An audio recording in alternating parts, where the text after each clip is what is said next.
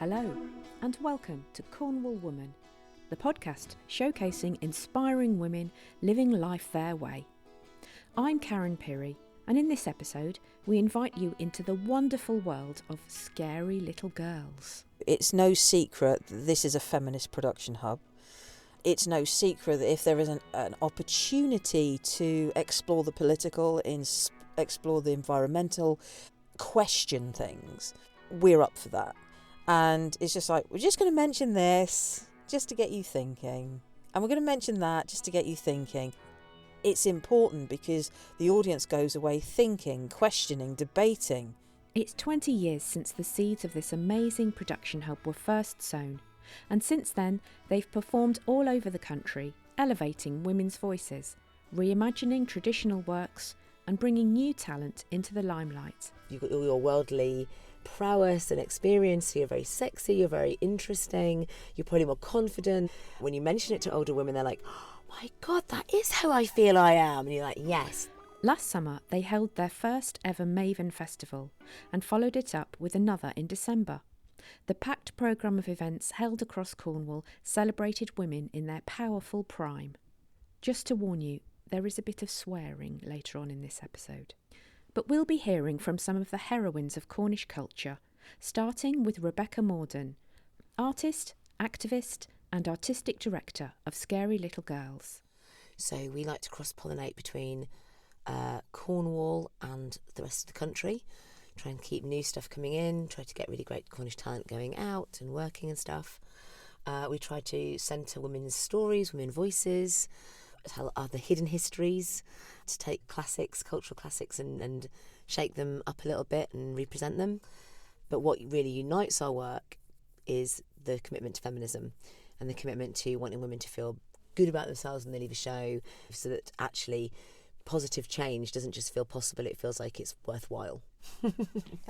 So Scary Little Girls is celebrating its 20th birthday. Yes. What were your hopes for Scary Little Girls when you first started 2 decades ago? Well, I wanted to address the fact that there were so few roles for women, that so many good women were out of work, and that so few women of any kind of size or diversity were getting the roles they deserved. Really what I wanted to do was create a community of artists, women-led and employing more women than men, just to be a tiny kind of counterweight to the playing field, you know, just like, even I know I couldn't control the whole field, but I could do my little corner. And I get the impression that you kind of find people who are great and then bring them in and find something lovely for them to do. Yes, that's exactly what I do. I think I'm very lucky in that I find things pleasurable and interesting quite easily. I'm really good at going, oh, I really liked this, do you want to share it? I just love finding something really something or somebody really exciting and interesting, and then go, oh, let's all find it exciting and interesting. We are caretakers of the story, custodians of the fable, guardians of the tale. We delve and pluck and dare to charm, a tale of bravery and bold adventure. One of those exciting and interesting people is Shaz Andrew, who joined the company by chance some years ago when someone had to drop out of a production and Shaz stepped in with just 24 hours notice. Am I allowed to say the word in this podcast? The word shit. Oh, yeah. Oh, right, fine, okay. Fuck yeah. So Laura got in touch and said, do you mind coming to France and blowing the shit out of the water? And I was like, yeah, I can do that. So by that expression, you mean doing a bloody brilliant job? Yeah, and I didn't know any of this at the time. Subsequently, Becca hoiked me. Hoiking her, having her. So she kept hiring me, and that was lovely. Shaz eventually became co-artistic director. Since then, she's also become a meditation teacher, and that discipline helps her to bring an aura of calm to the production process.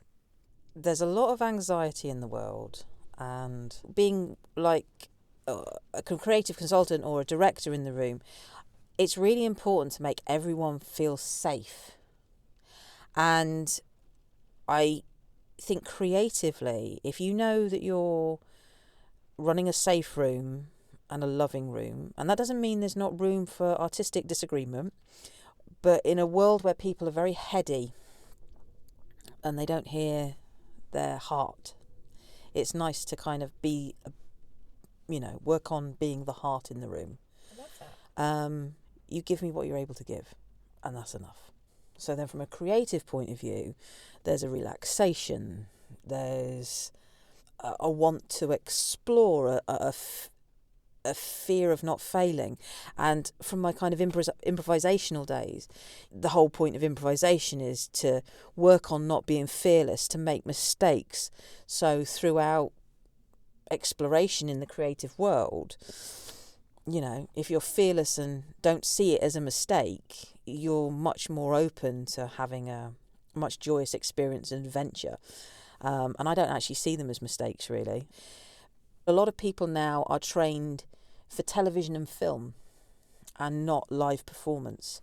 And I don't want that to be a dying art. I want people to get in a room, be with humans, see what happens, and magic will happen. Now she's an incredibly useful member of the company. Acting, sorting logistics, whatever needs doing, Shaz can take care of it. And her various skills were put to great use during the 2 Mayven festivals. It's the Scary Little Girl's 20th anniversary. So we wanted to be a celebration of women, female voice, matrifocal stories, and also different disciplines. The theatre company isn't the right term for it, because yes, we do a lot of performance, but the amount of artists, comedians, composers, songwriters, poets, cabaret artists, acrobats, circus, there's a whole list of things that, and I think, I'm sure Becca will tell you, she's been a compere at the circus tent at Glastonbury for 17, 18, maybe 20 years. So, that kind of, let's bring a party to a room, and she's very good at that. It's going to be a true cabaret. It's going to be some spoken word sort of things where you're a bit more listening. It's going to be some comedy stuff. It's going to be some interactive stuff. Not in a picking on you sort of way. I notice all males have fled to the back. They don't need to worry. It's fine. And just building this hub that shines a light on awesome people that may not normally get a light shone on them. And doesn't matter how old you are. The fact that we got the Minack Youth Theatre today when we did Blue Moon, Marnie's 16. She was cracking today. The fire in her, it burns bright, and it's lovely to recognise that fire in someone so young. Who are you? This is my friend Marmon, the one I told you about. She comes from across the sea.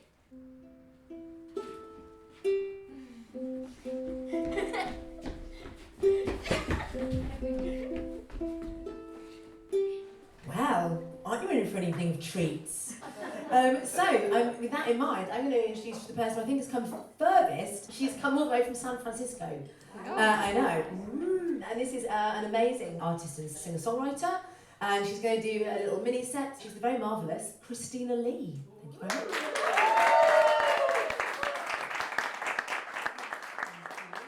Thank you all, that was lovely. And in the spirit of poetry, this song is actually an Emily Bronte poem put to music. So this is The Night Wind.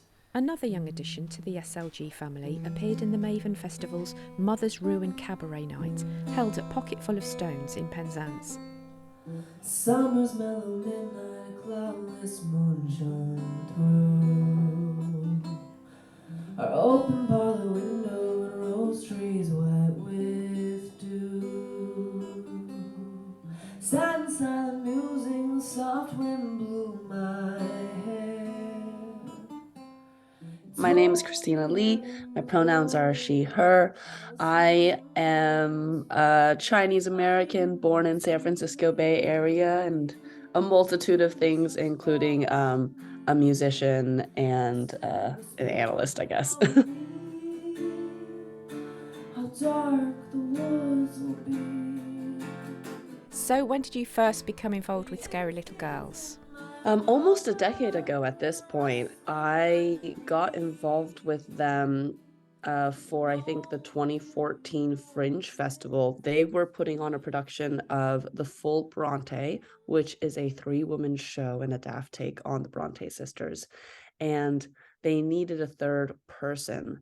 I think the person they originally had for the role of Emily Bronte got an audition on a soap opera. I think that was popular in England, something like that. Anyway, they were looking for someone who could sing and act and play piano, and they put out an ad, and I responded. Tell me how you first met the rest of the company.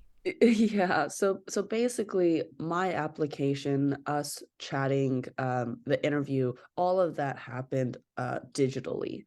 We hadn't actually met by the time I had shown up in Edinburgh for the show, but it was definitely odd, being there kind of late at night because I think it was something like 9 or 10 p.m., right? It's dark, it's in the middle of the suburbs. I've only talked to these people online. Wow, not at all sketchy. Yeah, I'm like, well, this is it. I've got a big backpack with everything I own on it on my back, so I can't really run. And then just a large white unmarked van comes coming up the road. But thankfully, it was Becca and Shaz, two of the sweetest people. So we were able to rehearse for 1 or 2 days before we actually had to perform. But it all went really well, I think. And actually, because I was backpacking, I remember I rented a piano in Vienna so that I could practice a little bit. Wow. And how old were you at the time? I was 20, and I remember this because I was able to drink, which I was not able to drink in the US. And your connection with Scary Little Girls has obviously continued because we saw you just recently at the Mayven Festival in West Penwith. Yeah, so since then I've done a load of other stuff. So I know for Anna Mariah Fox, for commemorating her life, I actually made an app. That was my first time making an app, which was a walking tour that you could take around Falmouth.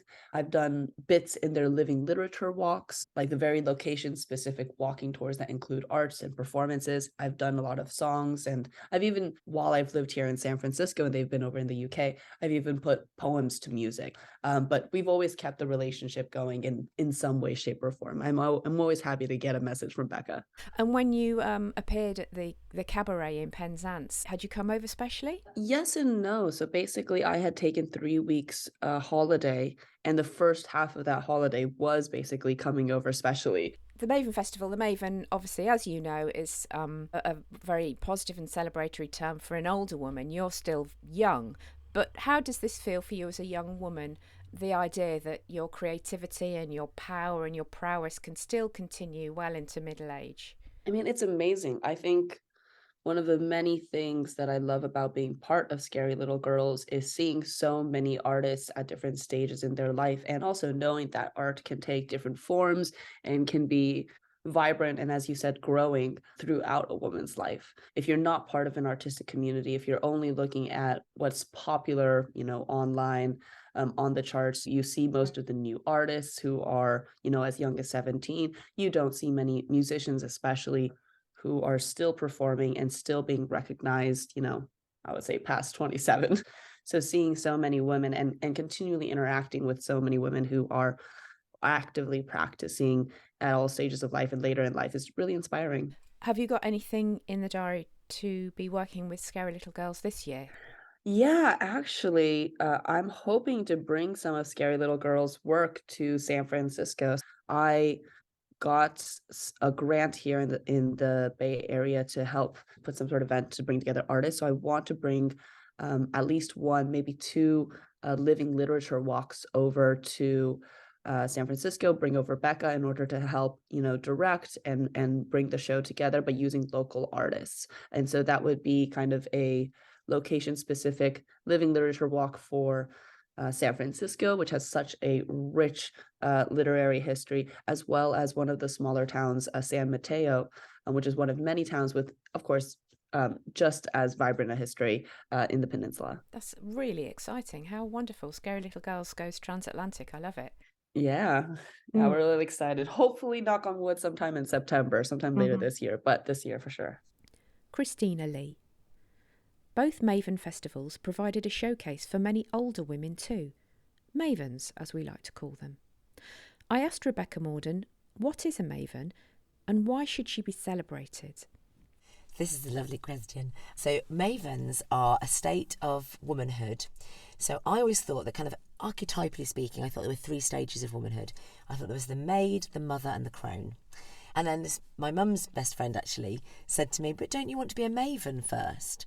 I was like, I've never heard of the Mayven. And she was like, well, it's this part that you're probably postmenopausal and you're certainly like you're less fertile, your dependents have probably grown up. So basically it's the time that you're supposed to be able to like sow your wild oats, have your young lovers, do what you want to do for a change, that I'm just going to look after anybody or worry about the consequences.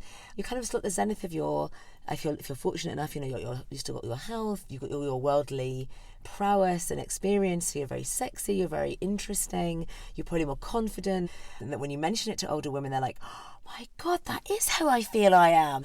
And I know that when I was younger, if I'd known I was, and to know that I am heading much closer into Mayven now, if I'd had all my life to look forward to it, I wouldn't have felt so worried about all the things we're told to worry about getting old. So I think it's a real gift to young women as well.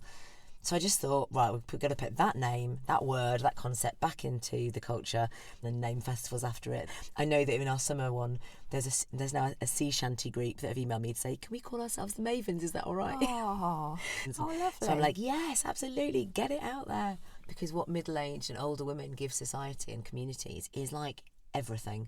Like nearly all the stuff that runs brilliantly, that is kind, that is funny, that is generous, just the infrastructure, it's so much of it is older women. And I just think that is a wonderful thing worth celebrating. Cornwall is of course full of these fabulous women at the peak of their powers. One of them is Rose Barnicott, the founder of Feast, who led the organisation until her retirement at the end of 2022. She's also a sheep farmer. I met her at Crougie in Redruth shortly before she was due to retire to find out more.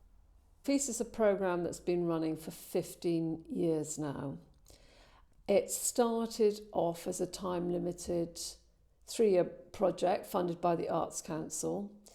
And the Arts Council said, what are the gaps in arts and cultural provision in Cornwall that you would want to fill with this money? And we decided that actually the gap was, it was about enabling more Cornish artists to do work in Cornwall, and B, it was about communities in Cornwall being able to access culture and arts opportunities. And for all the kind of amazing creative minds that were in Cornwall, to bring them together with the people who live in Cornwall, that was the gap. How do we make more arts happen in communities across Cornwall? And we ran it as a 3-year programme. That became Feast. And it has been running ever since. And our funders are Arts Council England and Cornwall Council. But we also offer development advice on people putting in applications. And that's really as important as the money. So that the work, the projects that people do can link with other projects, can link with other community leaders, can link with other initiatives. And our aim is always that the whole is more than the sum of the parts. That's what Feast is. But do you think that Cornwall is a particularly creative place? Absolutely. In all sorts of ways. I mean, and partly because, there have traditionally been waves of artists that come and to work in Cornwall and then stay in Cornwall. So the St Ives School of Painting and the Newlyn School of Painting and so on. But more than that, it's also, I think, that Cornwall itself is a creative place. I think living in small communities may mean that you need to be creative, that you need to do things a bit differently. I think Cornwall has done things differently over centuries. We are at the edge, and I think people recognise that Cornwall, somehow the culture of Cornwall is just a shade different from everywhere else, and we're all proud of that. Over the last 15 years, obviously, you'll have been involved in hundreds of projects. What would you say are your particular highlights or proudest moments? Probably the proudest moments have come in the last couple of weeks since I sent out an email saying that I was stepping down as Feast Director. And I've had such amazing messages back from people, like heart-stoppingly lovely and generous. So to be honest, that's probably, ironically, been the proudest point of the 15 years. I think the other thing that has enabled me to be effective is that I can be quite fearless, and I can be fearless because it's not my full-time job. I have been a fierce champion, and sometimes probably I've been, I might have been seen as too passionate an advocate for Feast, but I've always felt that was my job. It's been great for me to feel that I've enabled so many fantastic people to do really fantastic work. I guess being a farmer must shape the kind of person who you are, and farming, it is a really essential job and also rather unsung. But also I guess you need incredible resilience for that kind of work as well. Is there sort of an overlap in the skills that you need for these two jobs? Yeah, I think being a farmer, I think you've got to be tough, and I think you've got to be resilient, and you've got to be prepared to take the knocks. It is a nurturing job. And as you're coming into the last few weeks of your job, what do you see as your legacy? I would say my legacy, and not just my legacy, but the Jacks and the Feast, people who've worked with the Feast team. The legacy is a whole range of artists in Cornwall that feel able to try new things, that have been able to feel they can make things happen, that are energised by the support that Feast can give them, and the kind of just the whole crucible of creativity in Cornwall. I think that's a legacy, and I think we have definitely reached probably every community in Cornwall. So the Scary Little Girls, who've also been supported by Feast, what do you enjoy about the work that they do? I admire their feminism and the very kind of clear direction their work has taken to become more and more focused on presenting the female voice. And Becca is she's just a cauldron of energy and invention. And I remember talking to Emma Rice actually and saying, what should we be focusing on if we're thinking we're going to commission artists to do different work in different communities? And she said, actually you want to invest in the right people that will develop and grow to contribute more and more to Cornwall. So I feel Becca is somebody who's exciting. You can't be failed to admire the energy and invention that she brings with her. Rose Barnicott, who with 300 ewes to lamb and a huge tree planting scheme underway, is not easing into the quiet life just yet. There's no need for vanity, no need for fuss. We know that you're bursting to be one of us. We stir up the truth, but it's never to harm. Sit in family secrets and recipes long as your arm. Tyranny's charm has not broken us yet. Try as she might, not a drop will she get. Tyranny's tantrums have come into play, striking down witches for what we don't say. Oh no. La la la la la. We're very, very happy to have you here and to have Scary Little Girls in association with Seafilm, to have the Salon de Cinema, the first event and the second Mayven Festival of the year. Yeah. And the second time we've been here, so it's really great to see you and to have Becca and Alice back with us. The December Mayven Festival started with a celebration of witchcraft at the Old Bakery in Truro. It was followed by a showing of the quite wonderful and very funny film I Married a Witch. The event was introduced by Claire Marshall, who heads up Seafilm, Cornwall's film club network. After Ruth Barnicott's departure, Claire also becomes co-director of creative communities for Feast and Calm to Cove, which brings performances to small rural spaces in Cornwall. I think it's really important that people who live in really small, rural, dispersed villages can have access to just as much high quality arts as people who live in urban centres. And there's no reason that just because you're seeing a show in a village hall, it doesn't have to be as great quality as if you've gone to see something in Plymouth or Truro or London. And I didn't realise that before I ran Carnter Cove, I didn't realise that such a thing could exist. And now I feel like it's the only way to see live performances, because there's something about that sort of connection between the artist and the audience in a community space is really lovely. And for people who haven't come across Carnter Cove or haven't seen any Carnter Cove events, can you give me a flavour of the kind of things that come within the Carnter Cove umbrella? We have, lots of contemporary dance, theatre, music, kids shows, puppetry, spoken word. I don't think that there's any genre of performance that I wouldn't consider to be suitable for a village hall or a rural space in Cornwall. But we don't limit ourselves to only Cornish companies, so we work with companies from lots within Cornwall, yes, for sure, but also national and international companies. So we put together a menu. We call it a menu. It's basically a long list of shows that are available, and we work with our volunteer network of promoters who choose from that menu what they want to put on in their local village. So it's quite a democratic process, and the village hall promoter can choose something that is really relevant for them and something that's really relevant for their audiences. Does Carnter Cove help people to see things that they might not normally see? They might not normally go to the theatre, for example, or think it's for them. Yeah, I think a lot of our audience don't necessarily consider themselves to be theatre buffs or culture vultures, but they do go along to support their village hall. And they're sometimes more likely to take a risk on something that they don't know because it's in their local community, or they may be familiar with Carnter Cove and think, oh, well, we saw something last year, that was good, we'll go and see something again.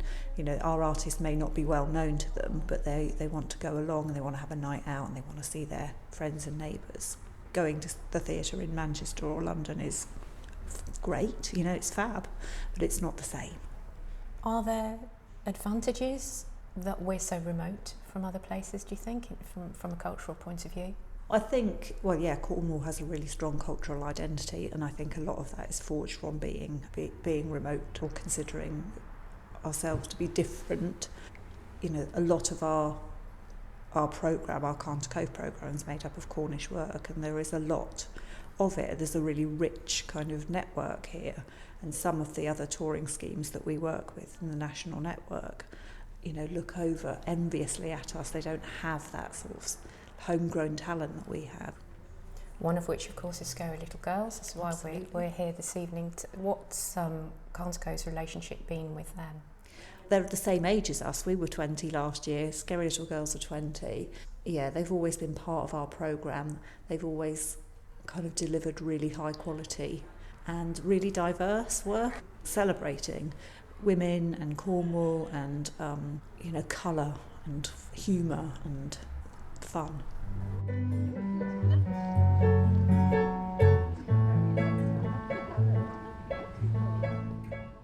One of the highlights of the December Festival was an interpretation of The Tempest, staged at the Minack Theatre and also broadcast online as part of Scary Little Girls' digital fusion work. Oh, I love a wedding! Oh, I love a wedding! Shaz Andrews played Ariel, her voice admirably competing against the waves. The pipes and cracks of sulphurous roaring, the most mighty Neptune seemed to besiege and make his bold waves tremble, yea, his dread tribes shake. It was an all-female production, but SLG have been producing women-only shows for a long time now, as Rebecca Morden explained when we met after the show. We started off years and years ago. Our very first production, 20 years ago probably, was an all-female version of Dracula, and then we've done an all-female version of Peter Pan as well. And I wanted to add this to the pantheon because actually the stuff that you look at when you take something that's quite traditional like Dracula or The Tempest, that has quite definite ideas of masculinity and femininity in its writing, when you put that into an all-female company and you hear them saying and behaving in these different ways, it sort of, for me, it just punches up a little bit some of the ways in which we can be a bit performative about our status, and then whether we collude with the status of the sex or gender that is supposed to be that is in the ascendancy in a patriarchy, or whether we undercut it or how we undercut it. So we're nearly at the end of the winter Mayven Festival. What are you going to take away from it yourself? What have you learnt? What have you most enjoyed? It's been very hard work, Gosh, obviously. I'm really grateful for the people I'm working with. I've absolutely loved every single. It has made loads of collaborations. All these wonderful artists that we've had with us, the Hobbit, the Radical Rep. You know, some of whom are new faces, and some of whom are people I trained at drama school with. You know, like some of these are dear old friends. We kept getting the word empowering from a lot of our shows, and that was just like, yes. I think funny and empowering is those are my two favourite bits of feedback.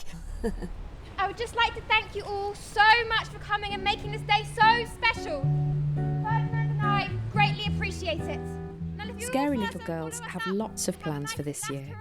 Touring various productions, another Mayven festival in the summer, and more work on the legacy of the women of Greenham. Find out what they're up to via their website, scarylittlegirls.co.uk, or on Twitter and Instagram.